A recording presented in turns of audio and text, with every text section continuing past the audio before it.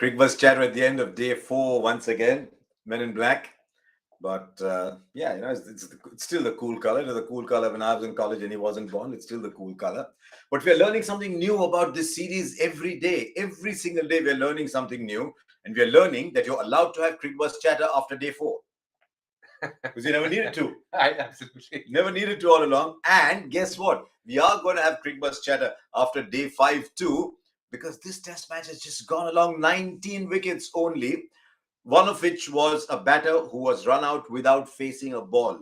You talk of all the unfortunate things in the world. You won't see that on that scorecard, but we'll come to that in a minute. It was all about Virat Kohli today. 186. Australia just bowled and they bowled and they bowled, and he did not hit one big one through the offside. Just kept nudging till he got to his 100. His whole wagon wheel was full of singles through the onside. Only 5 boundaries in his 100, his second slowest 100. And we are talking about someone, DK, who you know very well, but whose stroke plays had us entranced.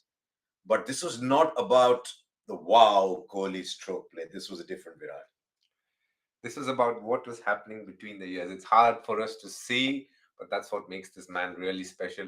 I remember a decade ago, people were talking about the fact that, oh, he hasn't scored a double hundred, and then he got 1, he got 2, he got 3, and then he got 6 of them. And it's phenomenal how much he's been challenged over the years by different attacks, different field settings, different mental barrage of doubts that would probably come his way, people talking about it. And most importantly, the spotlight has been on him on Indian cricket in this last decade. Let's not shy away from that. He has been the most talked about player in the world when it comes to cricket. And wow, how well he's performed. So tell me, there are some of us who, when we get talked about a lot, we start to get a little uncomfortable. I suspect Virat does like the limelight too.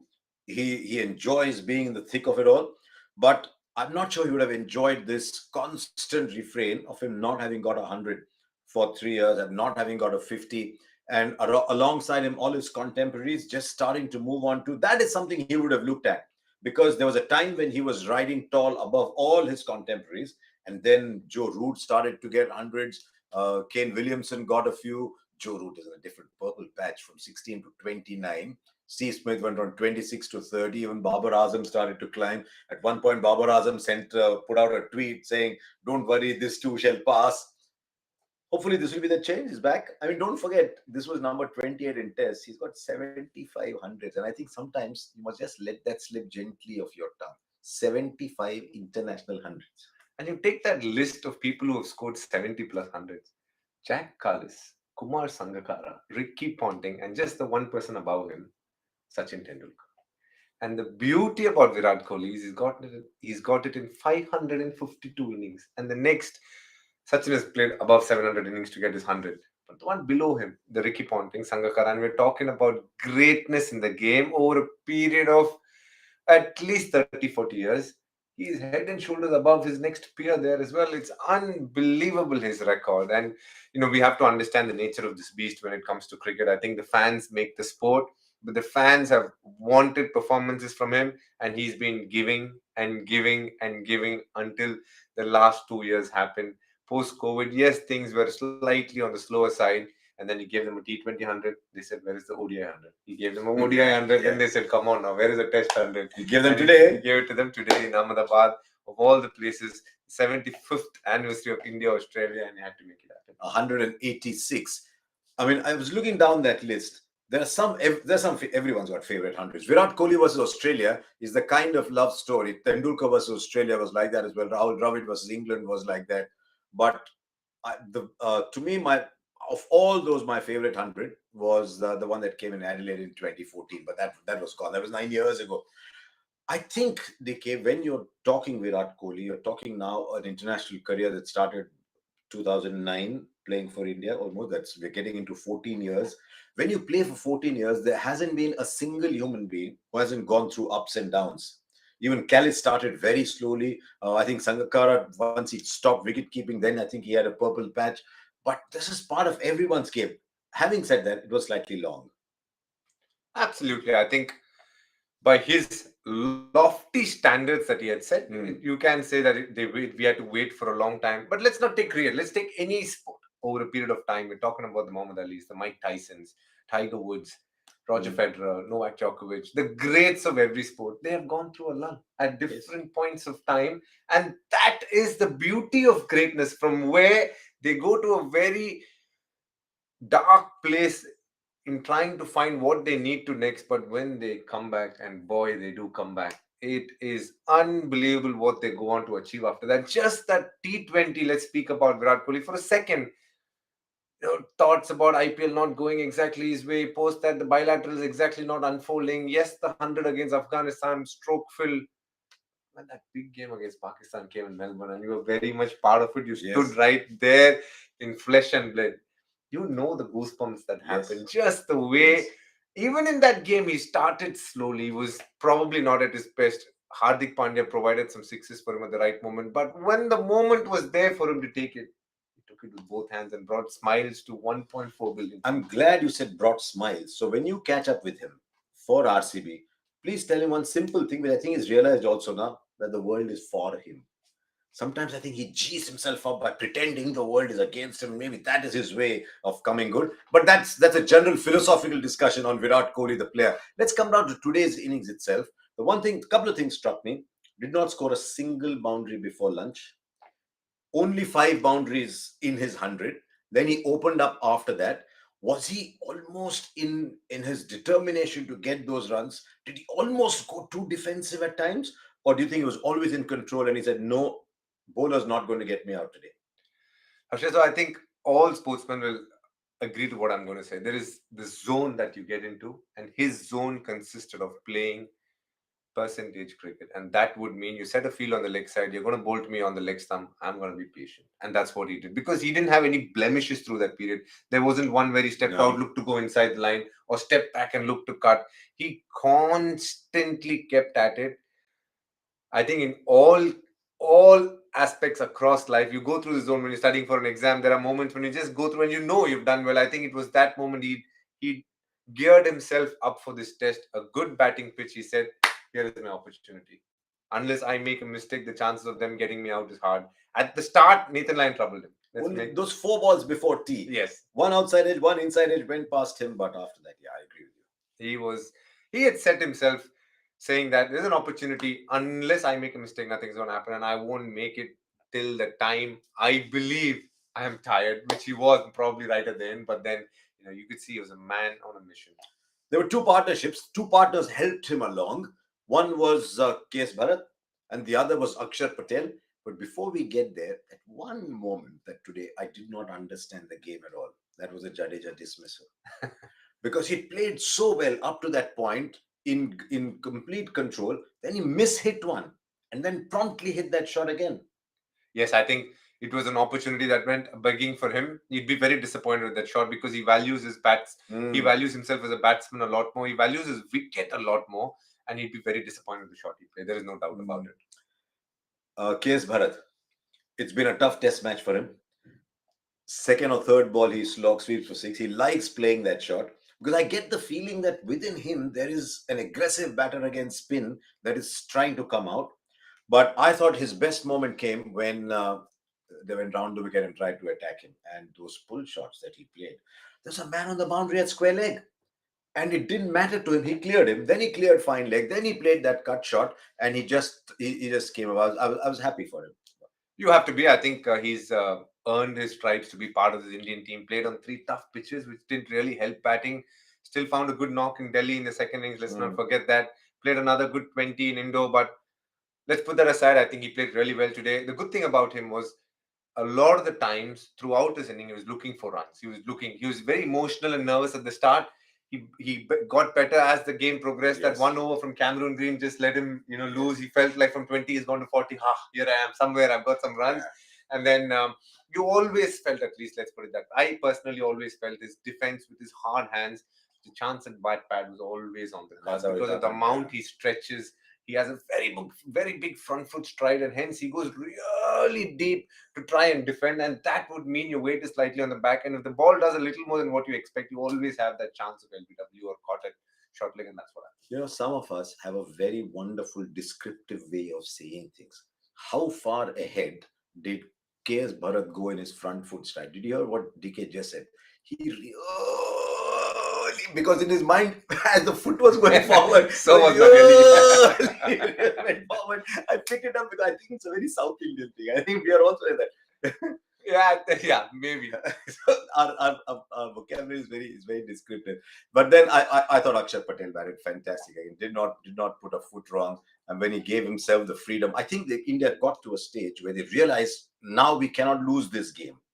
And that is when Akshar Patel really took on the left arm spinner. And there's something very interesting about that partnership. He himself made 79. He had 5 fours and 4 sixes. Was a very good partnership with Virat Kohli. He was an equal contributor in that partnership. 79 of 102 Virat Kohli, 79 of 113 was Akshar Patel.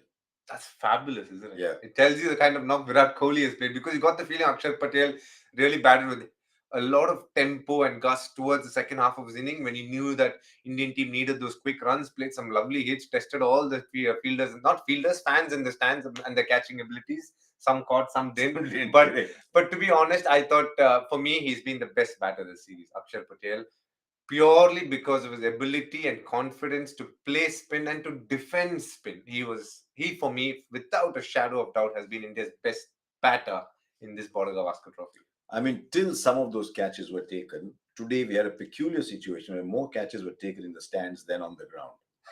and then, of course, that might not have changed. Actually, Umesh Yadav got run out.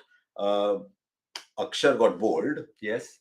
Virat got caught, and Ashwin got caught. Virat and Ashwin got caught. There should have been one more catch at the end, but there was a little deflection, and the gloves didn't get there in time, and it hit the pads and went away. Before we go on to the state of the game and everything else, I'm going to say what I feel for poor Umesh Yadav. He might be batting at number 9 or number 10. Everybody wants to come, maybe hit a couple of sixes. Got run out without facing a ball. There cannot be a sadder way. I come in, I didn't face a ball, I got run out. Harsha, I know you have a soft corner for all Indian cricketers, but let me put this straight to you. He walked in with his helmet strap hanging. He wasn't ready. He had a long way to walk. He wasn't really looking forward to batting. That's the kind of feeling. His helmet strap was off. He walked in just before the ball. I heard it clearly on stump mic. Virat Kohli telling him, "Do ke liye ready ho ja." Yeah. And he said, "TK." And then he beautifully played it with soft hands. He's told Umesh Yadav, "Be ready for the second." Virat Kohli has played the shot and ran to. Umesh Yadav is a quick runner. He's a fast bowler. In spite of all this, if he gets dismissed by a yard now, come on.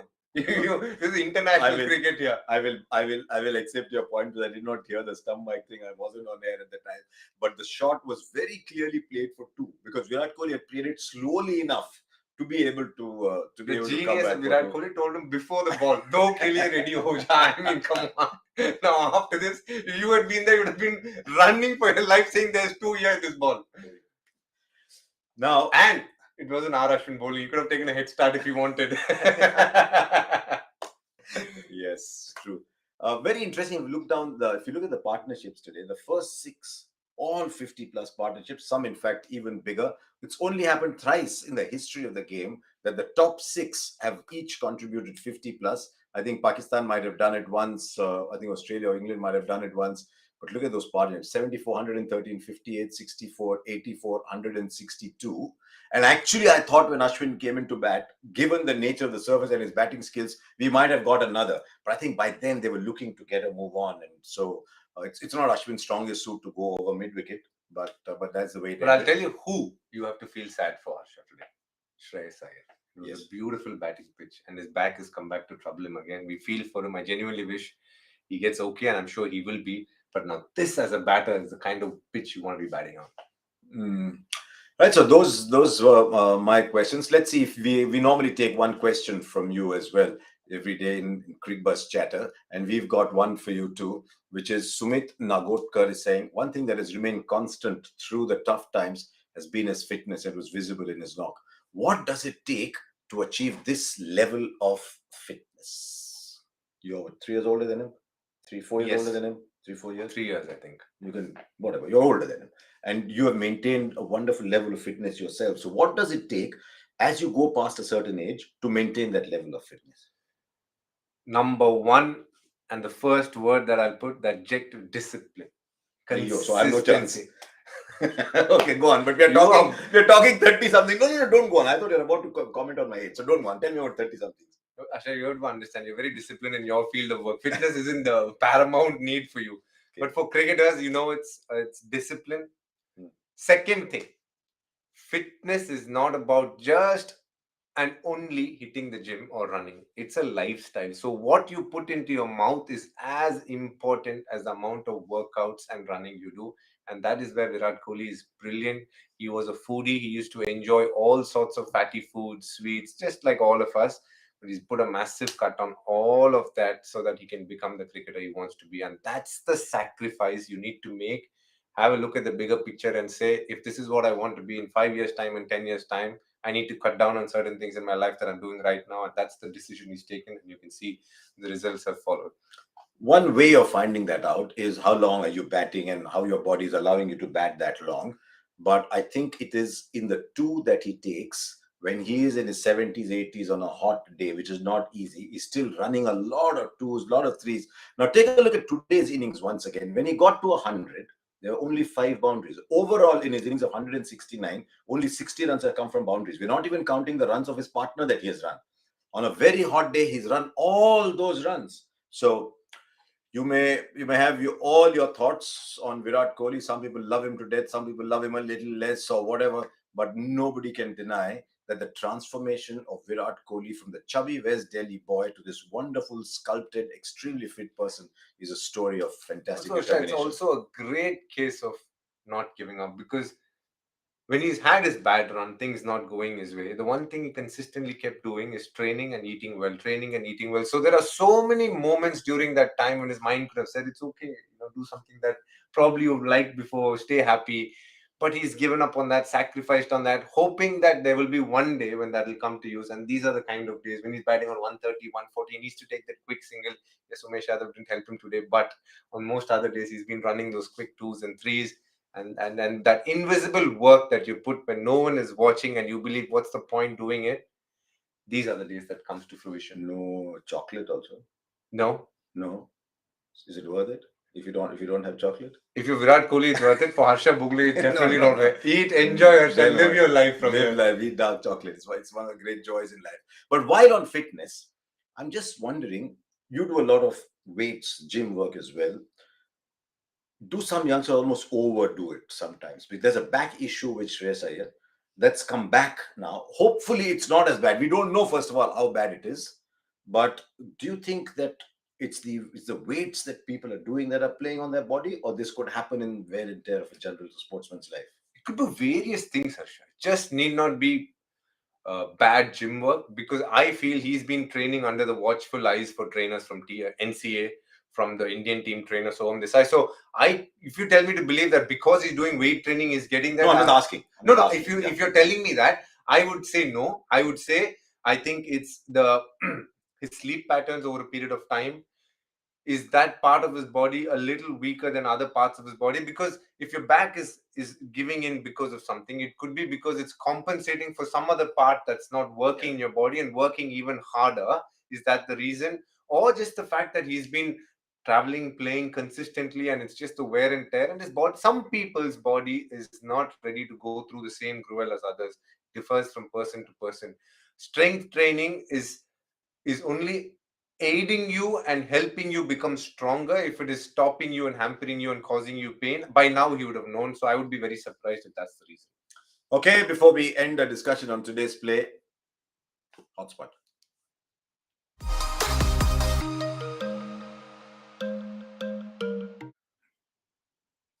Sometimes when we see one innings after a drought, and I remember saying on there was a famine and it's been replaced by a feast. Can you say That was a Kohli's- great line, by the way. Thank you. I actually Very was nice fishing line. for it. I was fishing for it. Thank you. I fell for it, but it is worth it. It's a nice But, line. but I'll tell you actually what else I found very interesting about this innings was the search for that century, for that one century when someone's already got 74. It's like having this gold vault in your house, but you're still searching for one gold coin somewhere here and there. And I thought that was the determination with which he went about it. Can one century tell you that the Virat Kohli we want is back? I'm not a believer in saying that Virat Kohli is back or Virat Kohli is not back. And I say that because I think batsmen evolve, batting evolves. You take anybody's career, Sachin Tendulkar's career, the way he batted in 92 is very different to the way he batted in 2000s. It's very different because the Completely. body goes through a lot of changes. And I think the same is happening with Virat as well. If we are expecting him to bat a certain way because we are used to seeing that, I think it should be us who should change the way we look at Virat, because is he producing the results that he's produced 10 years ago? It's different. I think comparison of a Virat Kohli in early 2000 or early 2010 to comparing him in this last 2 3 years is absolutely wrong, because things have evolved, the world has changed, the way people look at him has changed, everything has changed. Even the way he bats, his trigger movement, let's get down to the technical aspect. What he used to have as a trigger movement has changed drastically. So his batting has changed, but his process towards batting has remained the same. Will he get the same results? I think our expectations of Virat Kohli is so high over a period of time. Big games, Virat Kohli has scored. If it is a series decided, Virat Kohli has to score. If it's a test match, Virat Kohli has to score. I think the way our expectations have been so much with him. And after Tendulkar, I said this on air as well, I feel after Tendulkar, he's been the next person that we have latched on to, hoping that he will make all our dreams about what Team India should be come true. And that's a massive burden to carry consistently. You make a valid point about batting changing.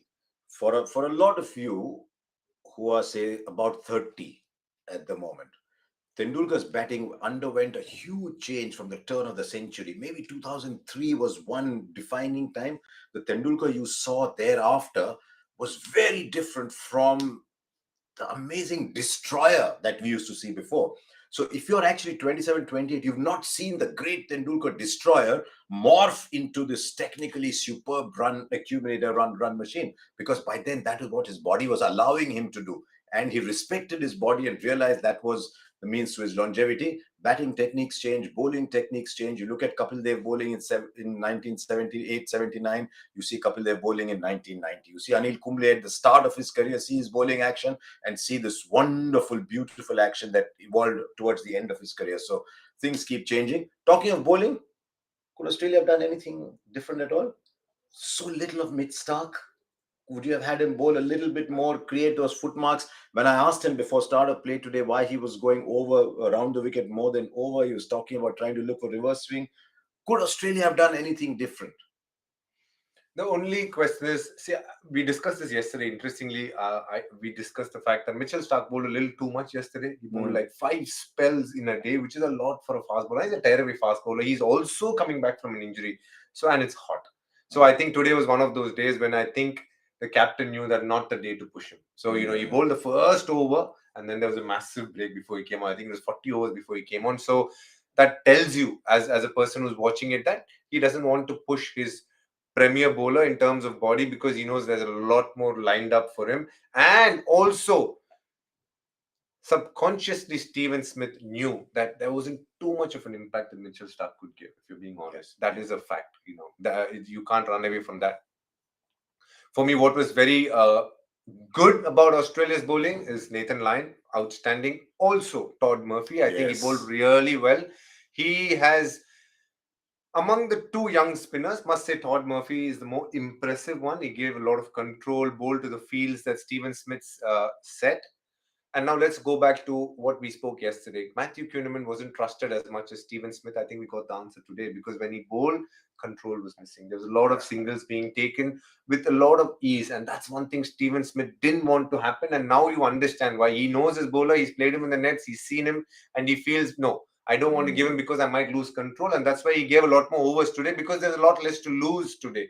He's already not giving Mitchell Stark much. Cameron Green came on and went for runs consistently. So he threw the ball a lot more to Kuhneman, but you could see the control was missing in a big way. Yeah, because that's also because he's Australia's opener. I cannot. I mean, I don't know what your views on night watchmen are, but I think, look, the bowlers are as tired as the batters, if not a little bit more. There's 6 overs left. Usman Khwaja can't bat. I mean, I expected Manas Labuschagne to come out and bat. It's only it's 6 overs of batting, but the bowler has been on the field for as long. But my views on night watchmen are in a slight minority. So we'll go past By that. the way, just for the record, I'm okay with them opening with Kuhneman. I just want to Yeah. leave it out there. And tomorrow it's actually going to be interesting. Tomorrow, if Matthew Koneman just keeps blocking, he could give an indicator to the rest of the players on what the surface is still like. But we're talking tomorrow. Let's get into fast form.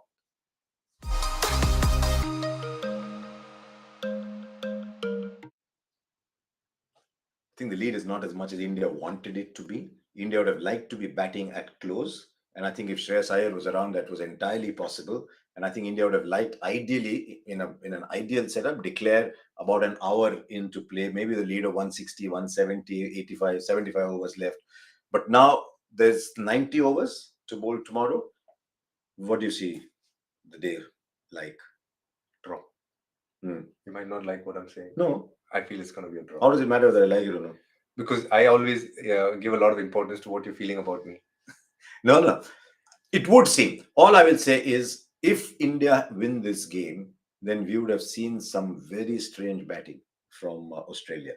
All I saw was a couple of balls from Nathan Lyon jumped, couple went through low, but that didn't happen consistently enough to plant out in the batter's mind. And you saw in the 6 overs that you saw, one ball, I mean, Koneman is a night watchman, so one ball did take the edge, but Travis Head didn't seem in any trouble. And also the key is it took the edge, but you saw where it hit Bharat low Yes. on the pad. So Yes. it tells me that the wicket is going to go slightly lower. We might trouble the odd ball, which keeps low, and there'll be who's and ahs about it, but getting a wicket is not easy, Harsha, on this pitch. So we, who did we have a chat with? You're saying that Akshar Patel at the end of the day, and Akshar said that if you have to get a batter out first over 2 overs, he said after that batting it's very difficult to get a wicket after that on this track. He said initially you might feel your way around a little bit, but this track is still very good to bat, and this is after the end of 4 days. Did we go too far on the other side, you think? In terms of playing steady? No, in terms of preparing the pitch. I think they wanted to play it safe. We've been playing on pitches which are aiding spinners a lot more, and you get the feeling that Ahmedabad wants to be a venue that gives good cricket pitches. My only so-called resentment, if at all the word can be used, is the fact that they could have given a red soil wicket. I feel that had bounce in it. Go for the same wicket, but red soil gives you bounce. I don't know why they chose black. Is slightly safer because it binds well together because of the clay content and the fact that it holds water a lot more deep down. So it holds well together, doesn't break up. But if they wanted to go with a nice wicket, they could have gone for a red soil wicket, which is one of the beauties of playing in the West. It provides great cricket when you play on red soil wickets. What a draw will mean is that India will be dependent on results in Christchurch. But by the time we do Cricbuzz Chatter tomorrow, we will have known what happened in the 4th innings of that test match, then New Zealand versus Sri Lanka. Did New Zealand win? Did Sri Lanka manage to bowl them out? Did rain come in? When we talk New Zealand, we're always talking rain. I was there for 15 days and it rained for... we got 2 games in. Clear rain, all the rain days or match days. So we'll know by then what the state of the qualification for the World Test Championship is. That's it at the end of Cricbuzz Chatter for day 4. Do remember that the Rise of New India, which is a program on fast bowling that we are talking about, will be released today. One final look at that card: 480, 500 and 570. I thought India did magnificently to get there. But while you're enjoying the cricket, do enjoy that episode on Bhuvi that is on at the moment on the Cricbuzz website. And if you haven't seen the earlier episodes, just go back. I will tell you a thing or two. DK is on it. Bharat Arun is always very lucid and loves fast bowling, is on it. And there is Ishan Sharma, who is wonderful, hilarious on that program as well. So do watch it. We'll be back with you on Cricbuzz Chatter tomorrow evening. And it'll be while we are packing, desperately packing. It's been a test series, but DK will be packing faster than me. But that's the way it is. You're not used to staying here for 5 days. No, I'm not used to. I'm trying to remember the last 5-day test match that I did. But that's the way it is. See you tomorrow evening.